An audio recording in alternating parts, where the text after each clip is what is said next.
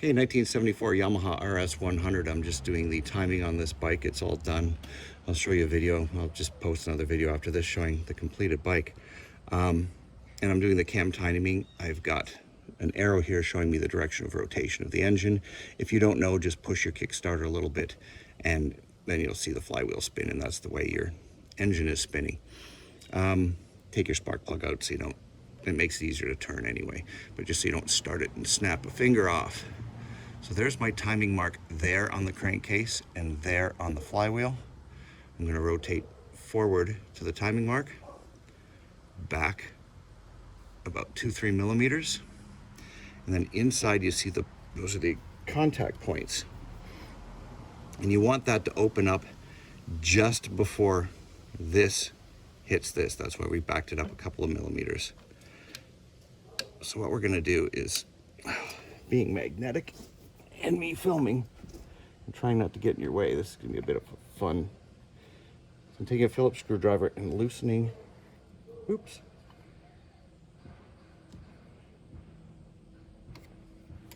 the set screw on the contact points. And then I'm going to use a 0.5 mil or 0.05. I think it's a 0.5. 0.05 thickness gauge. And I'm going to stick it in between the contact points, and I'm going to try to do this without getting in your way. Flathead screwdriver, up here there is a notch that allows you to move the points in and out. Let me tighten this a little bit so it doesn't move around too much on me. And we'll wait for the plane to pass. You want to just tight enough so that the screw to be tight enough so that you can, wherever you adjust it to, it stays there. Okay, so we're still on our timing mark there. So again, what we want is these 2 points to open up about this much when it gets to just before top dead center. Not after top dead center, before.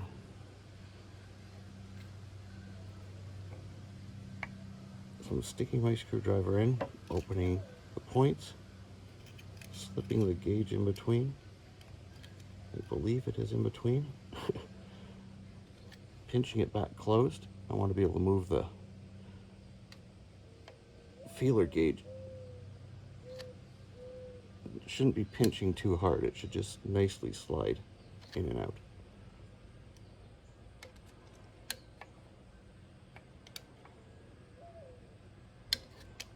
And this is one of those things you're going to have to do, probably have to do a couple of times to get it right. Especially with the magneto grabbing everything, the magnets in it. There it goes back in again. Okay, that's in there. Make sure my timing is back there again. Oops. Now I'm going to tighten the cam screw again.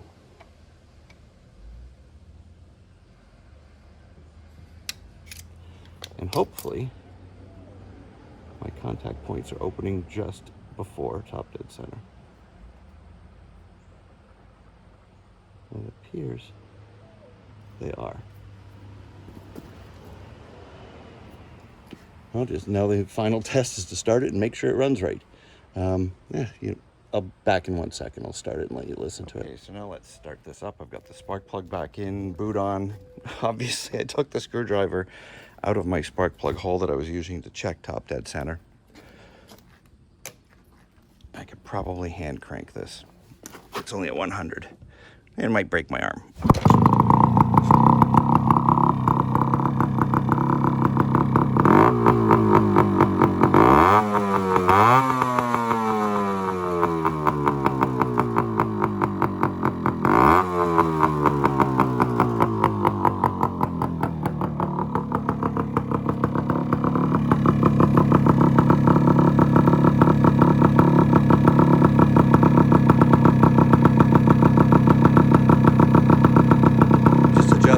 Fuel mixture, which should be about 1.5 turns out.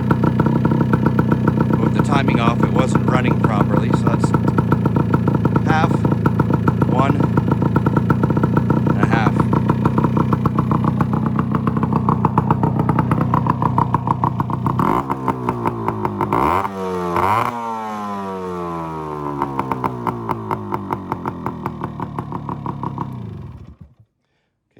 bike's a little smoky with the oil. It's been sitting, this thing's been sitting in my garage for 2 years since I last worked on it. Anyway, I'll let you take a look around it. Might as well just continue this video. Again, it's a 74 RS100. It's a 100cc two-stroke torque induction. Don't know what that means, to be honest. Yamaha, it's a pre-lube, pre-oiler. So you put the oil in the can there, and it auto mixes, and the pre-lube adjustment and everything is down underneath that Yamaha side panel there. This is very, very small bike. Probably weighs about 100 and, well, now it weighed about 200 pounds out of the factory. I took a lot of the heavy stuff off. I took the center stand off, so that it's just got a side stand now. Unfortunately, because LEDs were not working with this 6-volt system, I had to put the original front turn signals onto the back. It's a 6-volt bike, and try using 12-volt anything or LEDs in an old 6-volt bike that uses resistance to turn on a single blinker. Yeah, you guys know what I mean when I say stuff like that. Hopefully. Let's look at...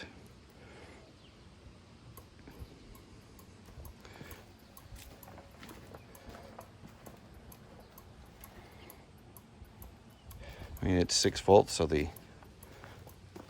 oddly enough, well, these are 17-watt lights, I guess, bulbs. I guess that's why they're so bright on the back. But that's one problem I have to fix, is I do have an LED tail light and brake light combination that seems to be getting some voltage from somewhere, which I can't find. I don't know where it's coming through. It might actually be coming through the case of the flasher relay. I think that's the only point where I think it's an aluminum case and it's grounded, and I believe maybe one of the contacts in there is touching the aluminum case. Hard to say. I have to pull it out and put an ohmmeter on it and test it. But yeah, like I said, it's a cool little bike. Took off the big stock exhaust, put on this little custom welded. It's loud, unfortunately. Cut down the fenders, front and rear. Took off the old original handlebars, put some drop bars on it. What are they called? These called Z bars? What are they called? Oh, I can never remember the name of those handlebars, that handlebar style. Obviously, the original seat. Actually, I still have. I made 2 seats. There's the original up there. And then I just made this little solo seat. Still has the rear pegs in case anyone ever wanted to ride 2 people on this thing. I don't know why you would. But I think it probably tops out at about 70 miles an hour. But I think it's probably about 30 pounds lighter than with everything we removed off of it. But yeah, let's hear it run.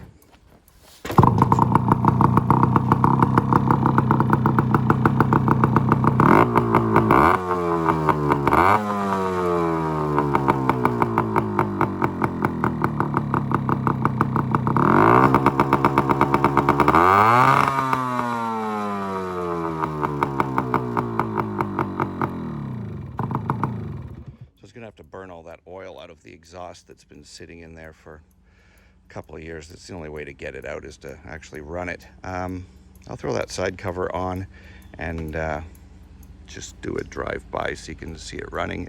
It's an awful tiny bike. I'll just do a quick drive down the street and back. I don't need a helmet or anything. I'm going like 100 yards, just so you guys can see and hear it, see how small it actually is.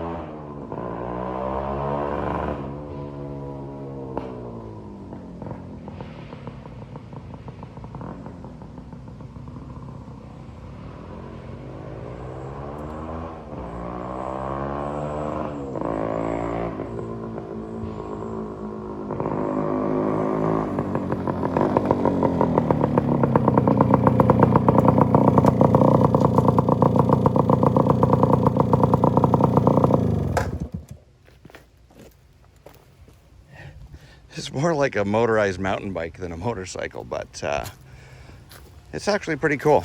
This will be going up on sale on Kijiji Canada or wherever soon. I've stated before, I have a previous neck injury which prevents me from riding more than 10 to 15 minutes. It makes my hands unlock, so I can't grip the steering wheel for more than a few minutes. They start to open on their own, and I could lose control of a bike, so I don't bother anymore.